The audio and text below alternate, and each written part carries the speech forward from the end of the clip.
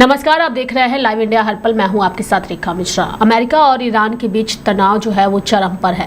अमेरिकी राष्ट्रपति Donald Trump की अगर हम बात करें तो डोनाल्ड ट्रंप ने ईरान के सर्वोच्च नेता अयातुल्ला खामेनेई को कड़ी चेतावनी देते हुए कहा है कि हमें पता है खामेनेई कहां छिपे हैं, लेकिन हम उन्हें मारेंगे नहीं। इस बयान के बाद अमेरिकी सैन्य गतिविधियां भी तेज हो गई है। बता दें कि भूमध्य सागर क्षेत्र में अमेरिकी फाइटर जेट्स की तैनाती और गतिविधियों से संकेत मिलते हैं कि अमेरिका इजराइल के साथ मिलकर ईरान के मिसाइल और परमाणु कार्यक्रमों को निशाना बना सकता है। वाशिंगटन द्वारा तेहरान के नागरिकों को शहर छोड़ने की चेतावनी ने आशंका को और गहरा कर दिया है कि आने वाले दिनों में सैन्य कार्रवाई जो है वो हो सकती है। बता दें कि कनाडा में G7 सम्मेलन से लौटने के बाद ट्रंप ने सोशल मीडिया प्लेटफॉर्म ट्रूथ पर लिखा, अब ईरान के आसमान पर हमारा पूरा नियंत्रण है। ईरान की तकनीक अमेरिका से मुकाबला नहीं कर सकती। उन्होंने दोहराया कि ईरान के पास परमाणु हथियार नहीं हो सकता और हम ऐसा कभी नहीं होने देंगे। ट्रंप की तीखी चेतावनी, अमेरिकी सैन्य जमावड़ा और इजराइल की आक्रामक नीति ने मध्य पूर्व में युद्ध की संभावना को और बल दे दिया है। हालांकि ईरान की ओर से अब तक कोई आधिकारिक प्रतिक्रिया नहीं आई है, लेकिन वहां की सेना को हाई अलर्ट पर रखा गया है। इजराइल ईरान संघर्ष ने अब जंग का रूप ले लिया है। बता दें कि कई दिनों तक एक दूसरे पर हमले करने के बाद ईरान के सुप्रीम लीडर अयातुल्ला खली खेमेनेई ने आधिकारिक तौर पर जंग का ऐलान कर दिया है।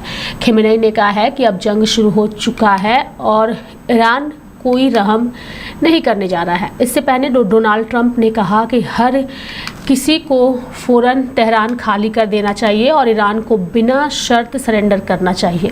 उन्होंने यह भी कहा कि ईरान के सर्वोच्च नेता अयातुल्ला अली खेमेनेई अभी नहीं मरेंगे। हालांकि अमेरिका को पता है कि वह कहां छिपे हैं और वह आसान लक्ष्य है।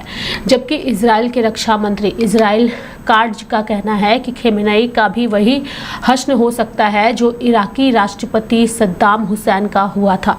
वहीं डोनाल्ड ट्रंप ने इजरायली प्रधानमंत्री बेंजामिन नेतन्याहू से लगातार खराब होते हालात को लेकर फोन पर बात भी की है।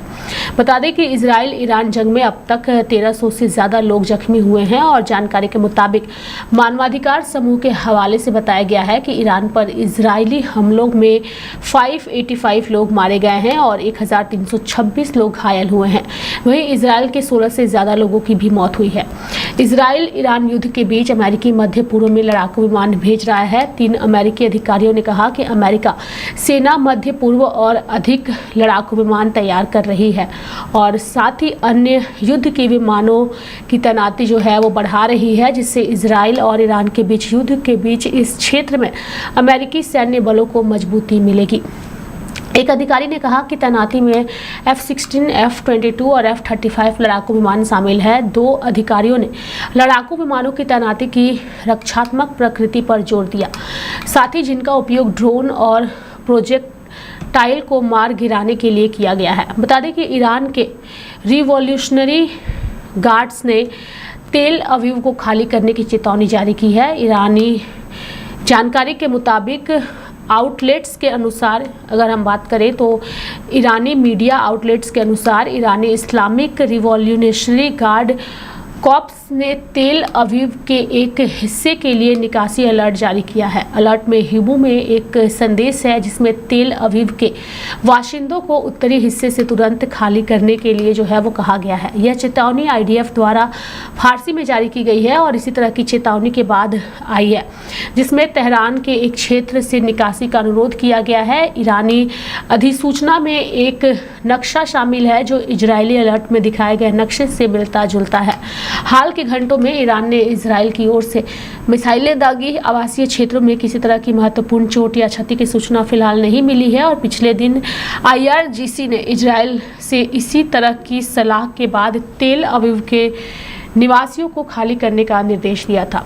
यानी कि फिलहाल अगर हम बात करें तो ये जो पूरा मामला है इसने गृह युद्ध को जो है एक तरीके से संकेत दे दिया है और गृह युद्ध जो है उसकी यानी कि अगर हम तीसरे विश्व युद्ध की बात करें तो तीसरे विश्व युद्ध की आहट जो है वो तेज हो चुकी है और चर्चा हर तरफ ज़ोरों से हर तरह की आ रही है, यानी कि सब कुछ ऑल इज़ वेल फ़िलहाल नहीं चल रहा है। और जिस तरीके के हालात ईरान और इजराइल के बीच बने हुए हैं, उससे ऐसा लग रहा है कि आने वाले दिनों में ये युद्ध और ज़्यादा जो है वो बढ़ सकता है और हालात और ज़्यादा ख़राब हो सकते हैं। फ़िलहाल अमेरिकी राष्ट्रपति डोनाल्ड ट्रंप की चेतावनी का असर भी जो है इस युद्ध को और ज़्यादा जो है आगे बल देने पर जोर देता नज़र आ रहा है। मेरे साथ फिलहाल अभी के लिए इस खबर में इतना ही। आप देखते रहिए लाइव इंडिया हर पल। नमस्कार।